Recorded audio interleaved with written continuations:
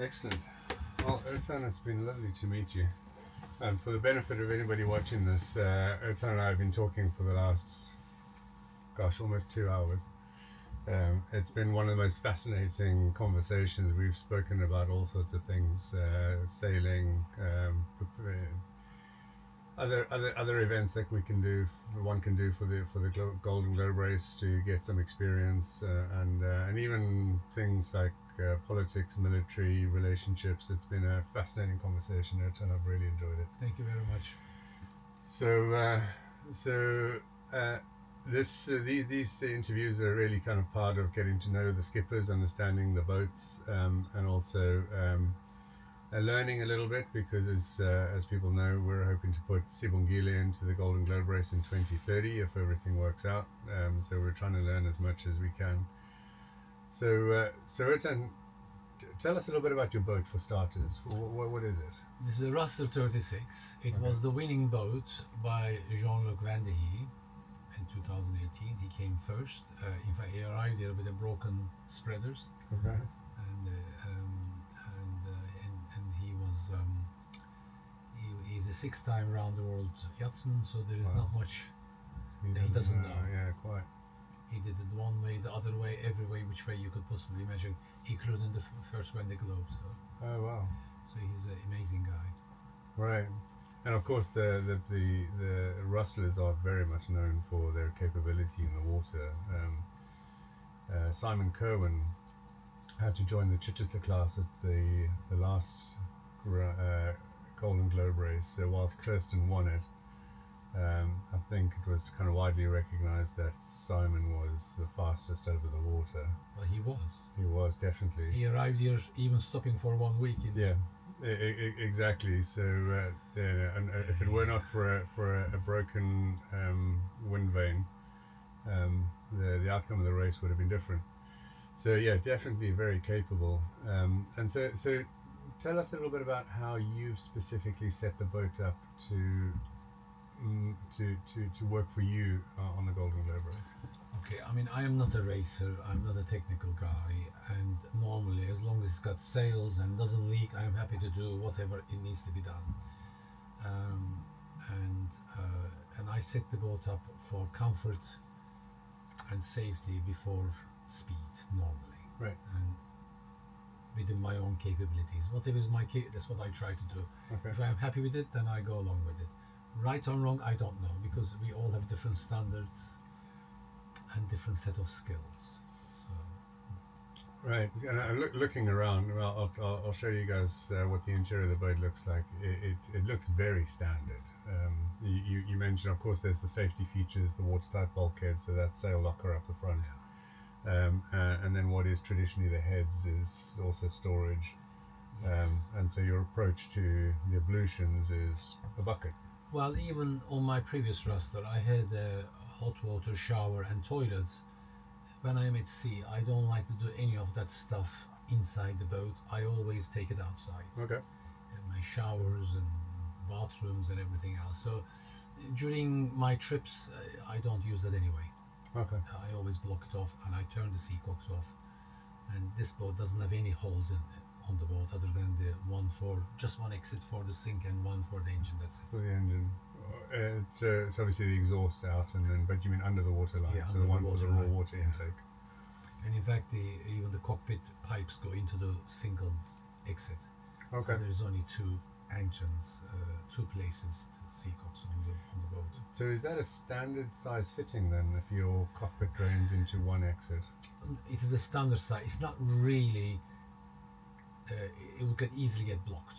Right. And it does. So if you noticed inside, I've got seacocks, I've got bangs on the holes, because I don't want things dropping in there while I'm here. I open them up when I'm at sea. Well, the reason I asked about the cockpit drain is because if you get pooped, so if you take a wave into the cockpit, that's 500 litres of water that has to drain through a 2-inch hole. 3 big holes at the back. Okay. It drains straight in. So the ones at on this side of the holes really takes the rest of it. The main thing goes on from the rear. And when you fill this up, and it does take quite a few minutes to empty, It feels like a lifetime actually, because the Right. boat suddenly slows and Uh-huh. squats down, and you wait for water to go. And it takes a long, long time to go. Right. You know, it takes a long time to go. Yeah, it's one of the key considerations things that I've been thinking about. How do I get if I get pooped, how do I make sure that the water doesn't come through the companionway, and then how does it clear the boat Okay. really quickly? It doesn't, because it is high. Okay. The entrance is very high. Right. And when it is like that, you would naturally put one of the The washboards. washboards in any way. So that's not an issue. I don't think that's a Okay. problem at all. In fact, I often have both of them. I climb on top of both of them normally. Okay. It's a habit, and it keeps me active. Okay. So. But you've obviously opted not to do anything extreme. Like some of the guys have proper, almost submarine-style door companionway hatches. Well, don't forget, this is my third GTR, and every time you do these things, you learn that you can overthink the problems. Oh, right. And that's really Jean-Luc went around like this. Okay. Mark Slutz went around like this. You know, so what do you think may be a problem? It often is not, Right. because you always overthink the problems. Okay. They put extra strength size for drogues. They put this, they put that. Yes, maybe 1 in 1,000 chance you may need them, but really you always overthink the problems. I think biggest problem with these races is that for you to stay sane, happy, and happy to continue. Really, that Right. is the biggest problem in this race, not anything else. Okay. Everything else is because you do mostly downwind sailing. It's easy sailing. So in that case, obviously the other notable Rustler 36 in the field is Damien. But Damien's boat wouldn't be allowed today. Okay. He's got grandfather rights. Oh, okay. That cockpit, you see this hatch that was Right. on there, really bomb-proof looking thing. That wouldn't be allowed now. Okay. That was only allowed at the time. It's no longer allowed. You're not allowed to build things like that on top of the boat anymore. And that's interesting. I guess I'll take a look at that a little bit later on. Yeah. So your boat looks from the outside in, and from the inside out, it looks very, very standard. The original Dodger, obviously color coordinated, is a little bit brighter for visibility from the air. Not soft to race. I've got a blue one, but I had to buy an orange one for not soft to race. Right. But again, it's a very standard metal frame canvas. It's not the bomb-proof kind of racing style hard Dodger that Damien has. But you're going downwind most of the time. I think Damien has got it for protection, and sometimes it's lovely to have the waves coming in and you are under it. Because occasionally you do get waves at the front and they go over. We're talking about the rarity, really. Right. I think it would be wrong to describe a race like that. It is not. Yeah. It's like your own when you go cruising for a week. You may get half a day of bad weather in 1 week, or Right. maybe none at all. Yeah. So you're talking about a very small percentage. Yeah, and I guess in 2 hours of sailing, you might take, 10 waves. Yeah. And not even waves, it's spray. Yeah. Heavy spray, but in 2 hours. But yeah, okay. One of the impressions that I got from the walkthroughs that Don did for the last iteration was having separation between wet areas and dry areas. And you mentioned in our previous conversation that this boat is very dry, Yeah. and that occasionally you get some water down at the companionway, but for the most part it's an incredibly dry. So you're not necessarily worried about separating wet areas and dry areas. It's unnecessary, I think. It really is. And only time you get actually sometimes it's a rarity here. The wind and the spray, the rain coming from that direction, Right. faster than you are traveling. So you have to be very quick to close your boards. That's Right. the only time it gets wet in here. Most of the time, everything's coming from these directions in front. It's a rarity again, the wind and water, the rain to come straight into cockpit, which occasionally happen, but very small amount of the time. Okay. I mean, how often do you experience that? Not very often. Well, I've never been in the Southern Ocean. No, but even if it's in the English Channel, you could be sailing to France and suddenly the wind and the rain coming from behind is hitting the washboard, so that's the only time that you actually get wet. Well, on my Moody, unfortunately, that's a pretty wet boat because of the weird way the companionway is set up. It's got a huge poop deck between the companionway and the cockpit. So that's probably not a good example to use. I went sailing. The first day we actually took that boat, so we delivered it round to Porter's Head from Aberystwyth. And we were straight into Force 9. We were motoring, but we were straight into this Force 9. Thankfully, we were dead straight into it. And the boat was just constantly wet because we struggled to keep the waves out. It was, so that's probably not a good example to use, but I'm quite keen to see how Sibongile handles those kinds of conditions. It's a very comparable boat to this. The layout is very similar. Got the nav station on the starboard side, galley on the port side, and then bunks are very similar to this, although she's got an additional bunk over there. But also, people won't be able to see it on the camera, but you've got books and reading material, and those are going with you? Yes, I mean, that is a book selection my wife taken, because I don't really read a lot, not books like that. I like reading about educational books, things that I can learn. There's actually novels there, and I've never read any of them, so I'm hoping I will be able to have time to read them. And I also got Kirsten book as well. Right. There, and that's a long read as well, so that's something else. And I've got Jean-Luc's book there as well, which I would like to read for sure, and also Tapio's book there, which I would like to read. But normally I don't read a lot. Okay. Have you read a book called The Voyage for Madmen?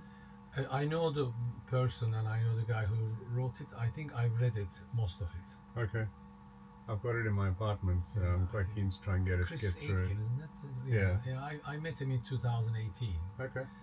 He came here and met me on my first attempt, and on Lazy Otter, and I have got his books, I think more than one. Right. I probably have read it, but I don't remember most of it now because generally I tend to remember things that's useful to my everyday life. Well, I'll make a point of getting through it over the course of the next 2 weeks, and then I can send it with you, and you can reread it if you want. So that probably takes us on to some of the other peculiarities of the race and how people cope with that. So obviously it's a classic race. It's 70s and 80s era boats between 32 foot and 37 foot. And all of the technology, for the most part, apart from some of the internet connectivity the tracking deck technology, but from a skipper's point of view, the technology that you've got available to you is all 70s, 80s era technology. So your navigation is paper charts and a sextant. Yeah, it's very time consuming, by the way. And then I met Natalia yesterday, a lady who does celestial navigation training. In fact, if anybody's interested in celestial navigation, she recommended a good app called Skywalk, I think it is. Never heard of that. I'll double check what that is, but if anybody's interested in getting that, I'll post the link to the app in the description for this video. So do you take music along with you? I've got a cassette player, but then again, I don't really listen a lot of music. Okay. I have to really be in the right mood to listen music. I generally want to listen the boat all the time. Right. What's happening, and when I sleep on the floor, I listen to the waves continuously. I just want to see if any creaking going on, and I'm just more concerned about everything else normally when the boat is charging down at 7-8 knots. Yeah. And I tend to stick to listening the boat all the time. Yeah. I guess for me, music is a big thing. It makes a huge difference to my mood. But you're right. You get to a point where you're in tune with your boat, and you know what noises are normal and what noises are not. But you have a cassette player. Yes, my wife bought me, and she's got lots of cassettes for me as well. And she's even found some cassettes that I made for her 30 odd years ago, and so I've taken with them. And there'll be an occasion I will want to listen it, but not just for sake of listening. I'll want to listen it, then I will listen those cassettes. But I don't find a need for it most of the time. All right. for my boat. I'm always in a good mood normally. That, yeah, as far as I can tell, indeed, it's been wonderful. So you mentioned also that you don't actually sleep on the bunks, and I presume you have lee cloths and those I do, kinds of yes. things. I have to. But you sleep on the floor. Yes, I mean I have I've got lee cloths and a belt there as well to strap me there. And when the boat is going gently and that bunk is empty, I'll go and lay on it. But as soon as it becomes lumpy, then I'll want to go on the floor. Right. And I'll have obviously got the quarter berth as well, and I could sleep in there as well if I want to have a deep sleep and you feel protected. I guess I could use that. But generally, I find the floor because I sleep with my clothes always. I never take them off, especially, and I've got always got my harness on, and I've got my wet weather stuff on, and I rarely ever remove them. I sleep in everything. And so, what do you put on the floor for comfort then? I might put a cushion on, and I'll be very happy to sleep on the. Just on the floor? Yeah, very very happy to sleep on the without. I just have a pillow. That's it. I'll be very happy to sleep there, like a baby. Actually, it's no problems at all. I don't have a problem with the sleep, so Yeah, well, I'm that's very good. lucky.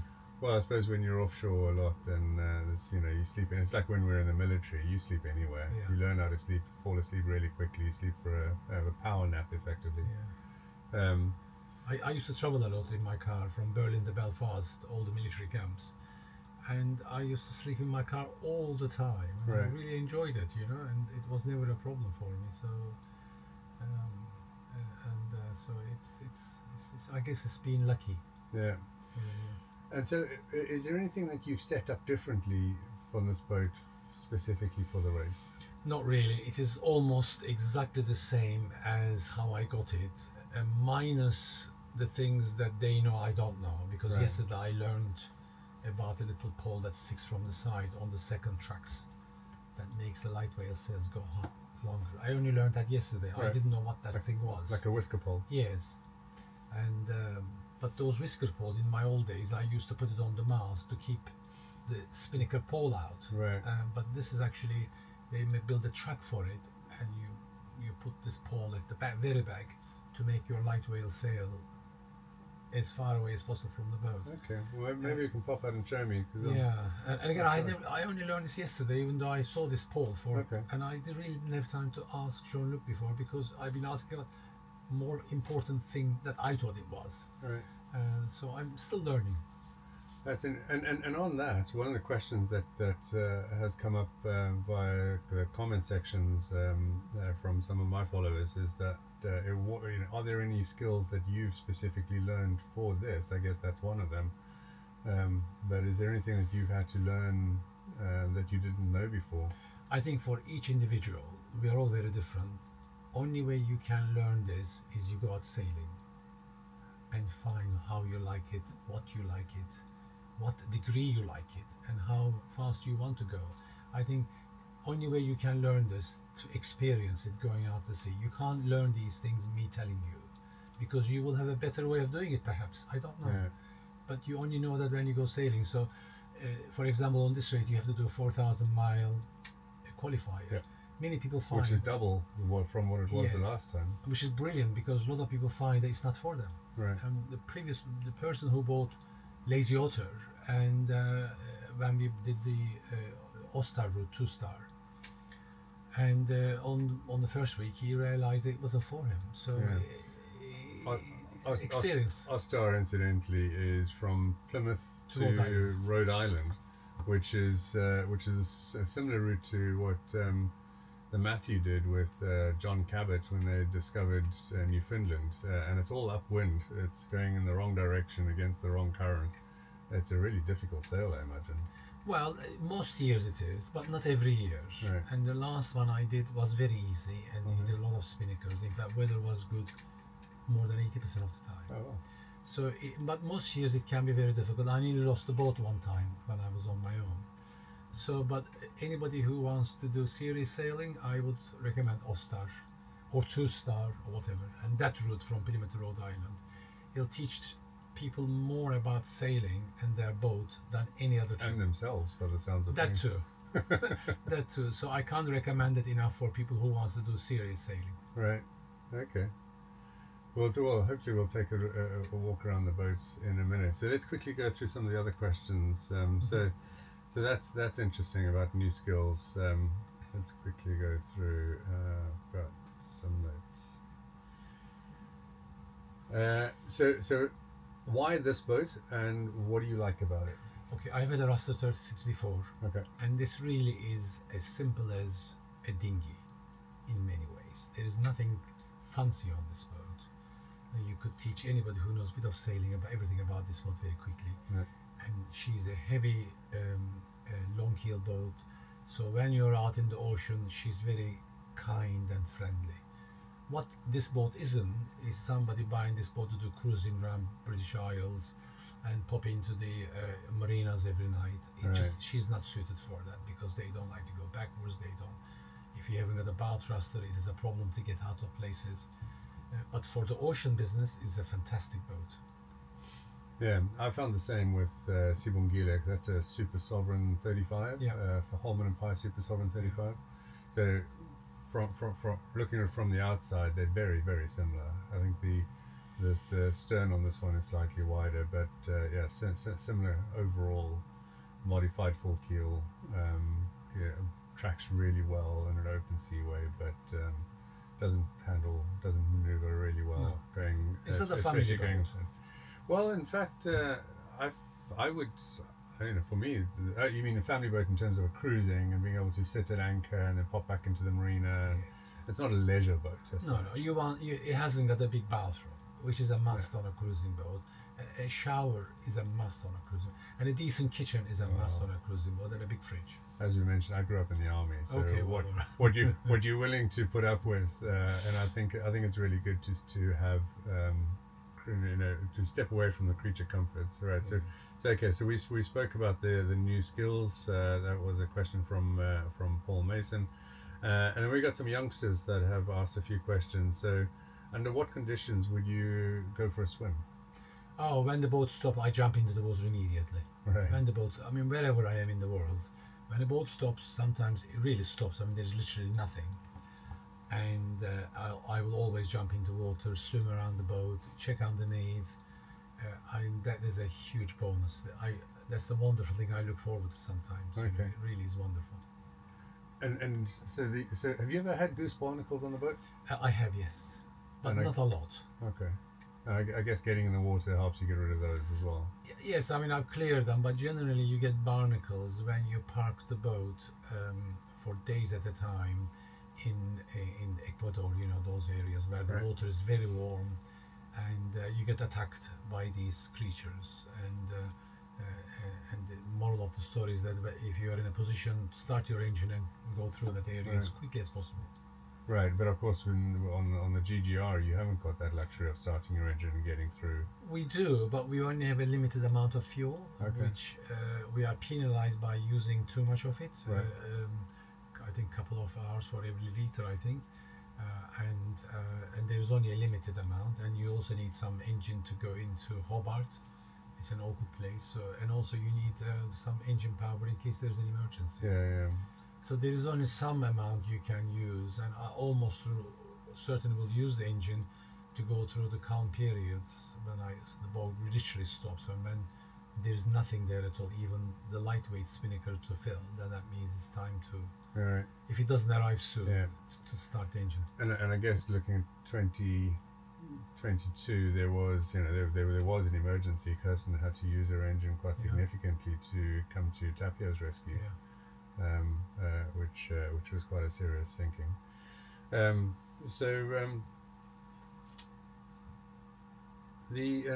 Talking about the goose barnacles, has there been any special preparation that you've done to the anti-foul? Not really. No. Generally, people who's had problems with this is that people who left here with dirty bottoms, with things growing already. All right. Or somebody had a dirty bottom with a copper coat, which I don't. I've never had a good experience with copper coat myself. And generally, if you leave here with a fresh coat of paint, and if you don't park the boat in the hot water areas, you will be okay. And once you pass Brazil, you're in the cold water again, there is no problems at all. Right. I have an international micron, which is a standard shop stuff which I've used for decades now. Okay. it works perfectly okay. I mean, Abhilash last time just put us extra coat, one coat, and left with it, came back clean. So it is keeping the boat Of moving. international micron as well. Yeah, Oh, okay. and I said there's about 4 or 5 boats use the same, and I think Lazy Otter has got the same paint as this one, which I said to him that I use this. I'm very happy with it. He has put 2 extra coats than more than I did, which is okay. And that's ablative then if you're putting extra coats on. Well, I guess it is. There is. I guess there's more to peel off. I guess, Right. but you know, they cost 140 quid a tin or something. Yeah. I've used like 4 tins for this. He used it, I don't know, 10 tins for it. Right. I think. So my paint that I use on all my boats is EU45. Okay. It's self-polishing, got copper compound in it, so it's Right. not copper coat, but it's got copper in it. But it's self-polishing, and so I've gone 3.5 years. I've jet washed in between, obviously, but yeah, three and a half years on a coating. So you don't think that the suggestion of having a hard anti-foul with a soft anti-foul on top of that, so the soft anti-foul wears off by the time you get through to Brazil, and then after that you're using the hard anti-foul. Again, You don't think there's much? I think there's overthinking the problem once again. Right. I think as long as you don't park your boat in those areas, you'll be fine with the ordinary paint, I think. Gotcha. Okay, cool. And we spoke about music. So out of your passage over here and generally sailing, what's your favorite wildlife that you've seen? This is another Okay. youngster that's asked this question. Whales. Okay. They sometimes appear bigger than your boat, literally 2 feet away. Wow. It gives goose pimples inside. You want to cry immediately. It's a wonderful feeling. And sometimes you're in the cabin and you smell a fish because they are blowing air right there, you know, the whales right next to you. You go outside and you see these beautiful things gliding through the air, the water, and that is quite magical moments. And obviously you get sometimes dolphins, 50, 60 dolphins around you. Wow. Again, that's very magical. And then you see albatrosses. They stay with you days and days and days. And as long as there is wind, these things fly all the time. And only time you don't see wildlife is when the wind stops. Then you don't see any wildlife because nobody's flying. Right. Because all the birds only fly when there's Yeah, lots yeah. of wind. So the more wind is better for them because they have minimal Constant effort, you see. updraft, right. And so they are the most wonderful. I mean, you do see the turtles occasionally, and that's also very magical. But the whales is quite something else. I've never seen a wild albatross in the wild. I'm looking forward to do that one day. I think And it's as you gonna go be- further down latitude, then Yeah. they start appearing, and you see them all the time. Then do you ever see penguins no, I've never seen penguins. No. off the boat? Right. Yeah, I guess we get some in Cape Town, but the little jackass penguins. Well, I've seen them in Okay. I mean, when you're in in Cape never Town, off the boat. you get them coming to you next to your boat, and you see seals right next to you sunbathing. Cape Town's a bit a different place. you know.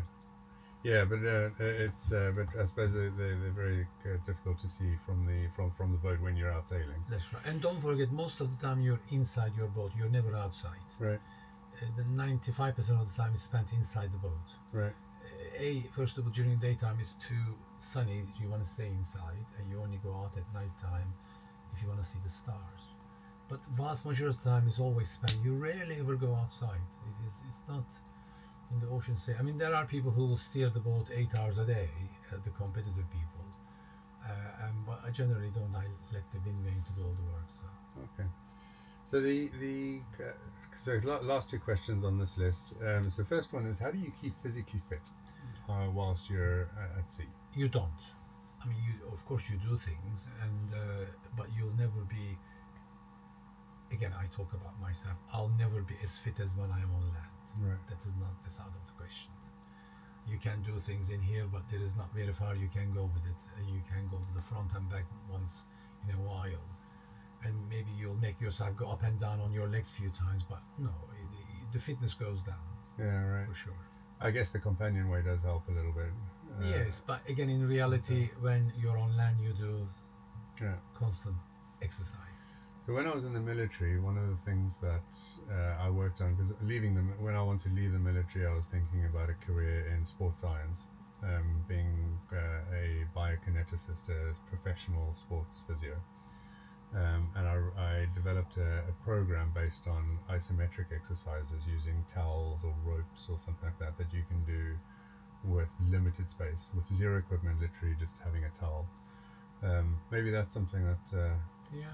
you can dust off, because you can do bicep curls, you can do tricep extensions, you can do shoulder. Laziness, I would call that in my case. Well, I guess Can't be if you bothered like, sometimes. yeah, but if you're in a limited environment, Yeah. because Sven Irvind, we spoke about Sven Irvind. One of his struggles now that he's 82 is that when he's been at sea for a long time, he physically has to get lifted out of his boat because Really? he doesn't have the body strength anymore. He loses that so much body strength on the long passages that he has to get lifted out of his boat. I mean, having just done around the world in a 5.8-meter boat, Oh yeah. which restricts even more, you live on your knees for sometimes up to 5-6 weeks, literally, because there's nothing to get up for, Yeah. and you're on your knees. And when you do go on land in the end, it's amazing. Within 2-3 days, your body adjusts everything very quickly. You put on the weight you've lost. Body is a really very incredible piece of thing, you know. Right. We adapt so very quickly. Yeah. And then we'll finish off with this question. So, from a mental health point of view, how do you stay sane when you're on your own for 9 months? Okay, I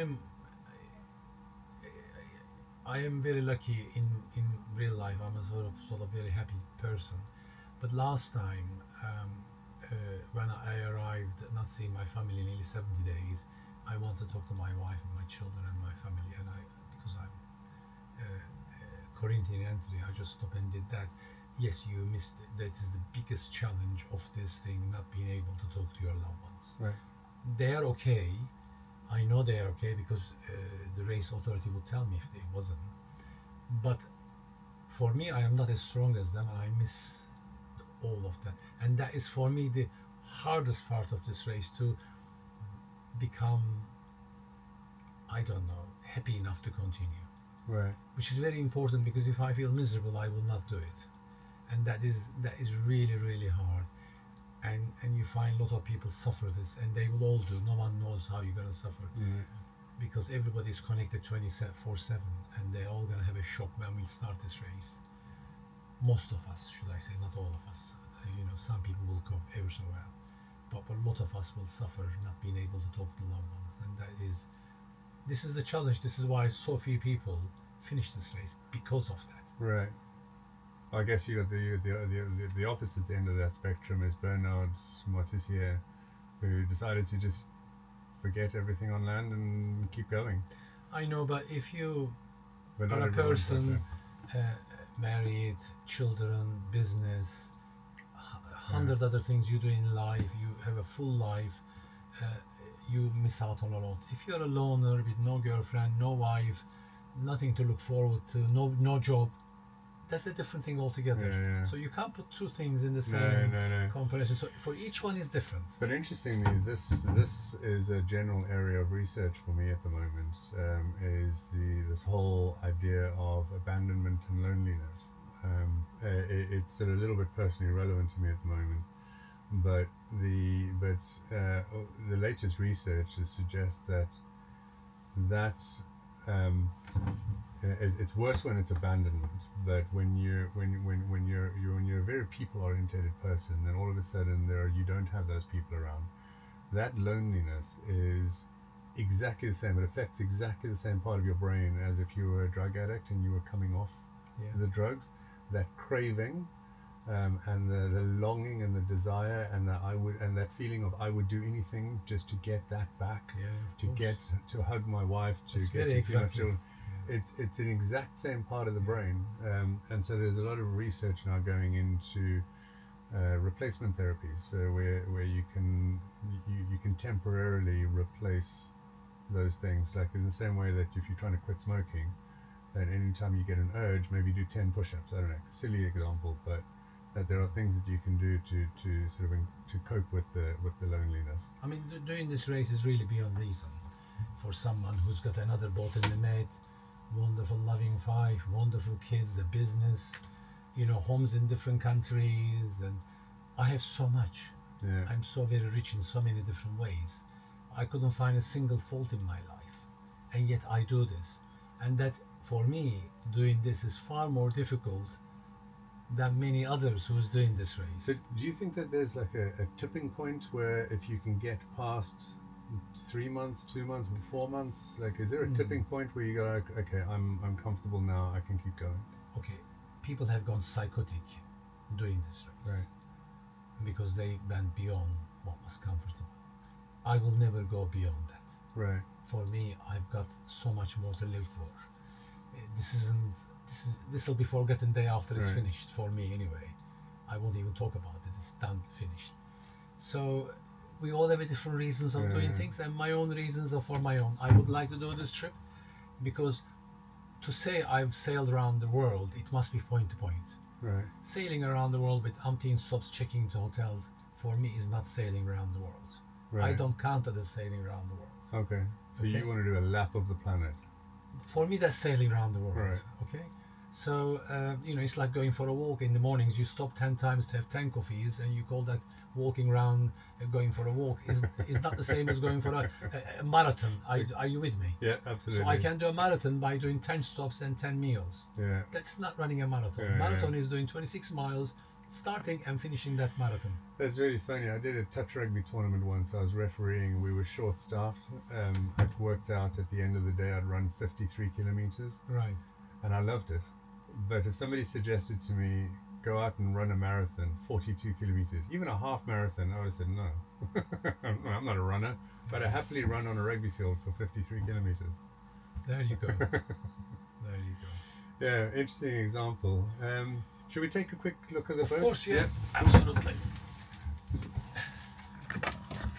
Well, this is the chart table, and only thing I have here is the depth sounder, Okay. which we are requested to have, Yep.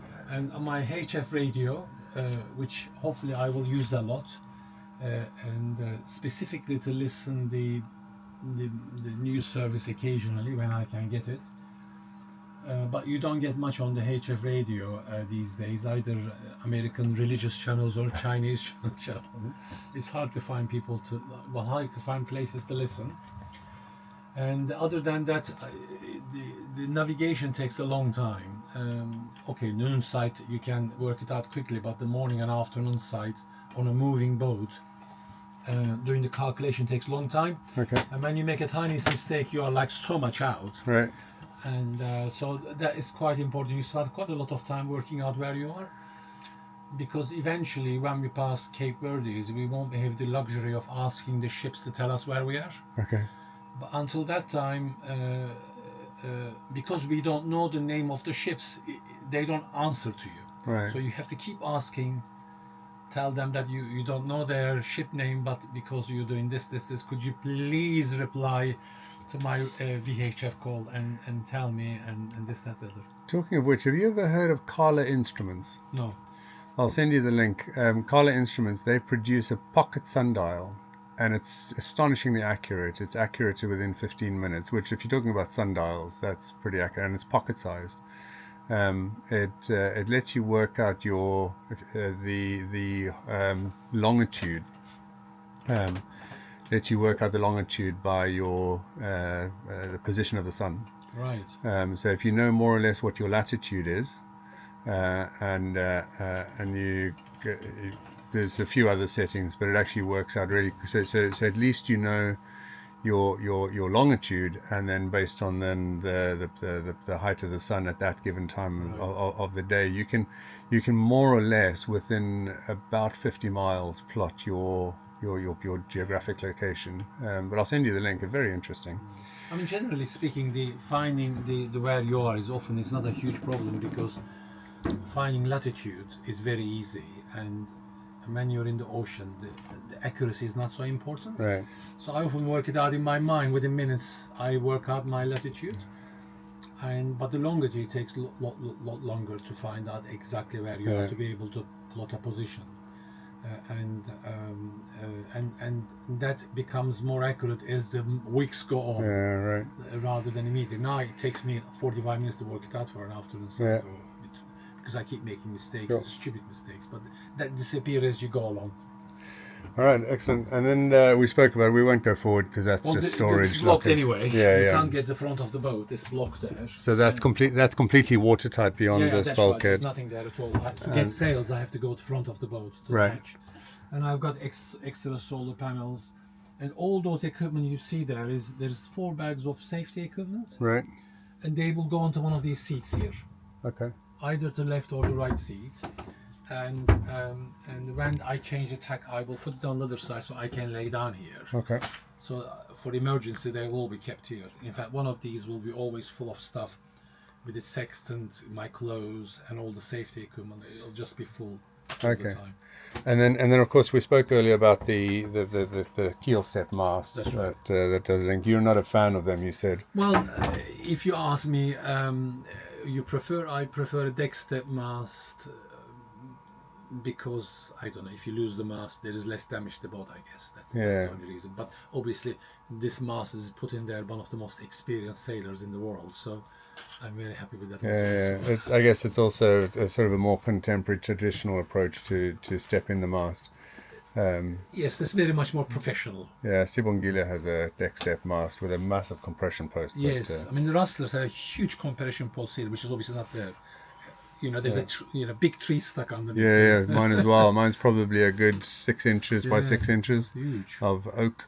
I think at least, or it might actually be teak on that boat because it's got a teak interior. And this is the quarter bath. I have obviously this will be more tidy. I've got 2 solar panels here that with the MPPTs on there, Solbians. I put them directly onto the batteries. Okay. They don't need regulators. And obviously Starlink lives like this. I always find that this is the best way to keep Starlink. Okay.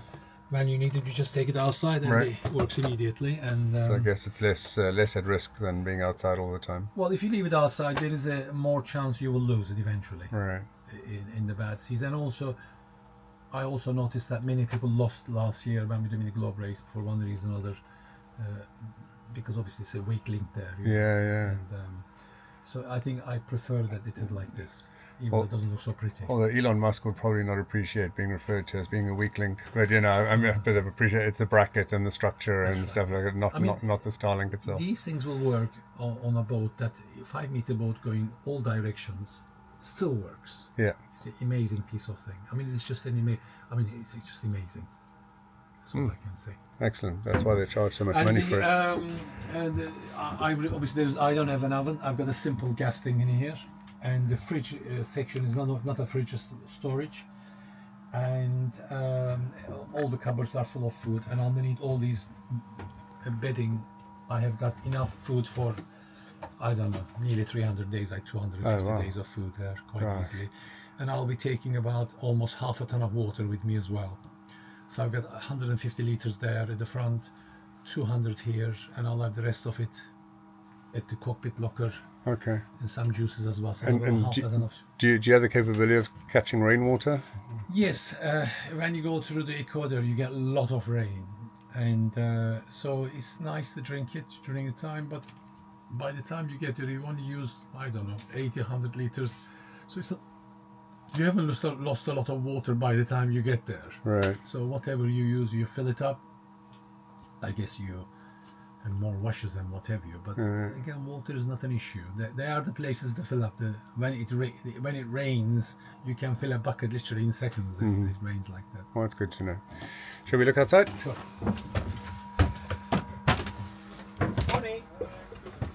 And it is a notice of the race that we must keep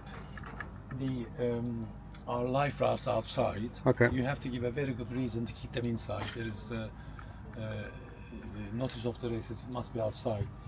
And I'm lucky this is here rather than anywhere else. Some boats keep them at the front there, right, which is not really a good place. This is perfect for And what happens when the cockpit fills up, if you get a wave or something?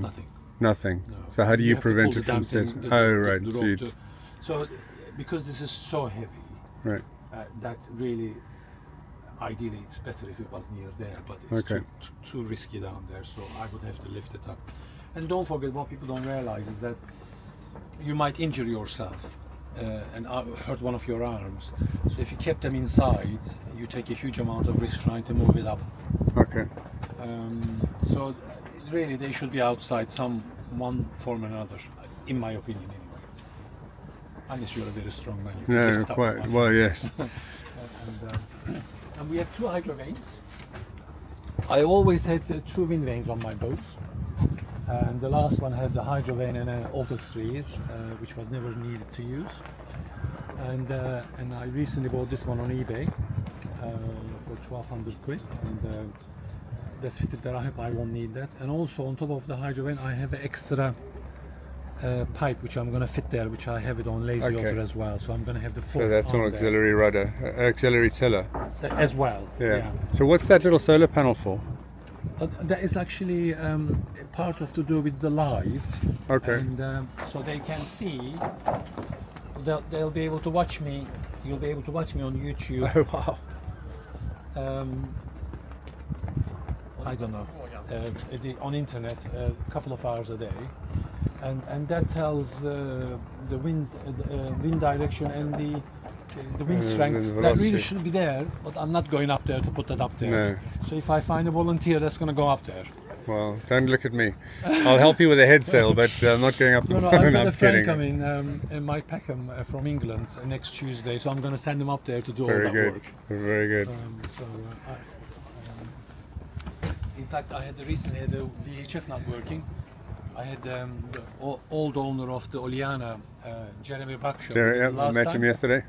I sent him up there. He did that. Well, he's Anyway. small, so he could go up there easily. And then it didn't work still, and I asked Etienne, Okay. our Swiss French guy. He went up there and he fixed it. Excellent. I didn't have to go. Yeah. So somebody mentioned to me that it's now mandatory to have 2 spreaders on the mast. No.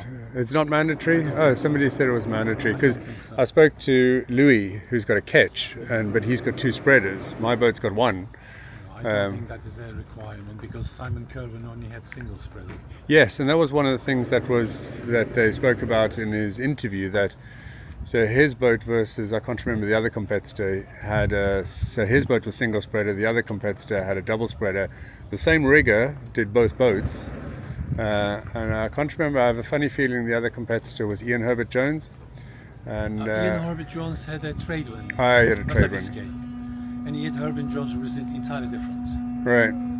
Okay, so it nothing to wasn't do so, with, so it wasn't him then. But no, there were no. there were 2 boats that were identical. One the same rigger as well, and the one had a single spreader and the other one double Simon spreader. was fast. He would have been the fastest in this boat. He would be fastest on that boat. He would be fastest in that boat. Fair enough. It's the Simon, not the boat. Gotcha. All right. Good word. Wise words. So these solar panels are 8 years old. It was put in there by Jean-Luc. I actually bought new ones. In the end, I didn't change them because they are still working. Okay. So it'd be a waste of money for me to throw them away, even though they are not as efficient. Yeah. I put these 2 in here. Are we okay? Yes, I'm fine. Sorry. I hope I didn't break anything. No. All right. So I've got these I two should on probably be here looking where I'm as going a- instead of the as an camera. extra. So, and they have their own MPPTs. But because I have no outgoings of electricity, this will be plenty for me to run the boat. Yeah. And this is the vane sail which I need to fit it on here. That's the job for me today. And I've got couple Well, of, and what does the vane sail do? it's supposed to keep the high. This is up. Oh, look who is Rita here. I don't want to fall into the water now, but I No, want to hug. I must give you a cuddle. Morning, Pat. Great to see you. Morning, Pat. Did you? Yeah, all good, Yeah, all all good, good. happy hours. Yes. So, oh, I don't know. I'm going to do the hat right time. So I will see you I'll around. talk to you later, yeah? All right, thank you, Rita. So what does the vane sail actually do? Well, they keep the boat when you're going down the waves and the Right. winds. It's supposed to keep the nose of the boat in the middle, Okay. so it keeps the boat straight. I've never used it. It's not soft to race. So is it like a V-shaped? It's just a piece of cloth, Okay. square. There is no shape to it. Oh, right. So you stretch it to the here and keeps the boat front of the boat. Ah, straight. right.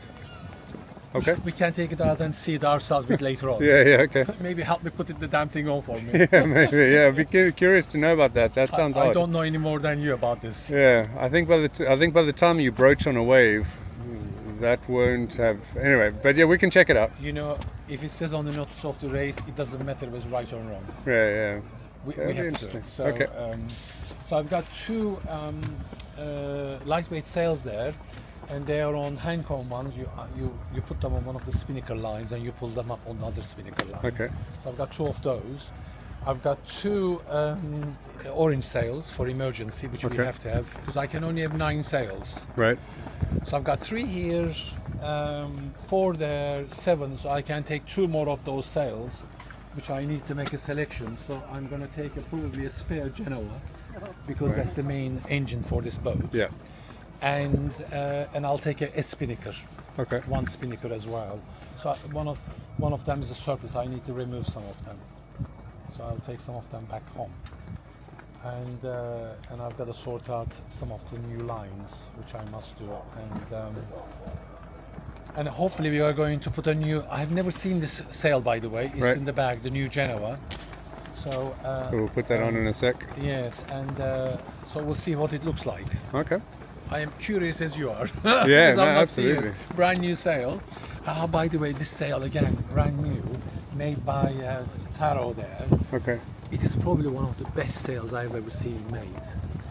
And also Mara has got the same sail as well. I've never seen a sail so well made. Well, Really. I noticed that you have a traditional track on the mast with the Selden. Oh, there's a Ritkeson. But are these Selden or is that also Ritkeson? I never looked who made it. Oh, okay. It works. But it works, and you can get the sail down in a hurry if the conditions get serious with that. It's got 3 reefs on there, and there's a 4th reef as well. Okay. And, but I've never seen. This is just so strong. I mean, Yeah, I don't yeah, know this how is- they made it, but Yeah, it's incredibly. It's much stronger than the other sails I had made. yeah, that is really interesting. I wonder what it is, because it's not standard Dacron, that's for sure. No, it is because I just replaced this only last week. I had the old sail for 8 years ago, and it was still going strong. Right. And that's in the car now, which I'll donate it to somebody. Okay. So I'll use this now, because I'm not going to take 2, because this will do 2 around the world, these sails. Uh-huh. So there's no point taking a spare one of these. It would be a waste of money, really. Yeah. Gosh, that really is chunky, isn't it? It's very chunky. But the Genoa, I don't think I'll ever need it, but I'm going to take a Genoa, because I think when the sail goes banging from one side, you are more likely to damage the. Yeah, if you rip Hi, it, Arno. if you Look, rip it he's through. from Yeah, last no. time, Arno. His boat is there. Trying to remember what's called. Barbican. Barbican. 35. No, Barbican 32. Okay. It's a tiny boat. Oh, this one here. Yeah. It's, Okay. I think it's only got about 1.2 draft. Wow. And he went last time. He returned back to the Caribbean. It's very slow boat. It's a 4-knotter. Oh. Really, really slow. Right. But Arno doesn't have time problem with the time. And I've got 2 spinnakers here. And I've got that funny looking spinnaker pole, which I'm going to show you now. I only learned what it was yesterday. Even though I had seen it for the last 3 months, I just couldn't work it out. This thing fits like this. And I've never used it, by the way, so this is the second time I'm doing it. And then you put your lightweight sail here, Okay. the sheet, Oh, and you right. can pull it backwards and forwards from here. So these are similar. I guess that's a similar idea to some of the outriggers that you see on the Vendée boats. Yes, I guess so. Do you know what the traditional name is for this kind of pole? No. It's called a boomkin. But why does it have a hole here? Here? What is this for? I have no idea what this is. I also don't know, but it's obviously a modern design, but yeah, it's called a boomkin. So anything that sticks out of the side of the boat or out of the back of the boat in order to create an attachment point. Did you get your cross-ons? Yes, I saw. I didn't use it against people. Oh, you're doing neighbours without noise. Yes, I'm very quiet. I don't want to wake people. Yeah, that's where it's the traditional name is a boomkin. But no, it'll be interesting to know a little bit more about what that's for. And I think I can also make this go slightly lower or higher as well. But I think this is meant for the lightweight sails, not for a Genoa. Right. But I think you could use it for the Genoa by putting it here, I guess, couldn't you? Because this is strong enough. Yeah. So I'm going to try this. I'm going to try this anyway. This is a new thing, a new toy from yesterday. Very good. So And I guess that's what this kind of jib sheet block, the Traveller, that's what that little block, that yeah, little because pad until is for. yesterday that was here. Yeah, I'm yeah. not going to do that. I'm going to put it through here now. I'm not going to do that anymore. That's going to go back now, and that's going to go back as well. And I will put this red one here, and I'm going to remove this surface requirement now. And I run these sheets on the outside, not inside. Yes. And then because we had the upwind, I had to run another sheet to come inside here, so I could go upwind. So, and also the second roller, when you're going upwind, you really need to put another sheet inside here. Yes, so that's why you got two jib tracks, isn't it? But the thing about the trade wind sailing is that you always have the wind coming from one side. Right. So you don't even need the sheets on the other side most of the time. Right, right. So you just put another sheet on the strong side and Yeah. run the always downwind. You always run the spinnaker poles on the strong side because you hardly ever move that.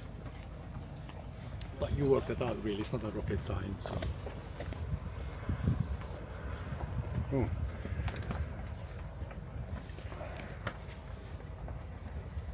As you can see, my mast is considerably shorter. Right. Yeah, I think we're coming up for an hour on the recording, so it's been a pleasure. We can talk about, we're just about to talk about the mast, but it's been an absolute pleasure. Yes, I'll tell you something else in a minute. Okay. All right. I'll fill you guys in on the catch-up video later on. I'll fill you guys in on some of the other details. I must say, I've learned more on this conversation about a lot of things than I have from talking to anybody else. It's been an absolute pleasure. Thank you very much. Thanks, You're Ertan. kind. It's really well. It's all honest. If it's kind, then that's great because that's my genuine feedback. Anyway, we'll do this again with Jonathan. Jonathan. I keep saying Jonathan Henry. And Etienne and so on. But yeah, it's been a pleasure.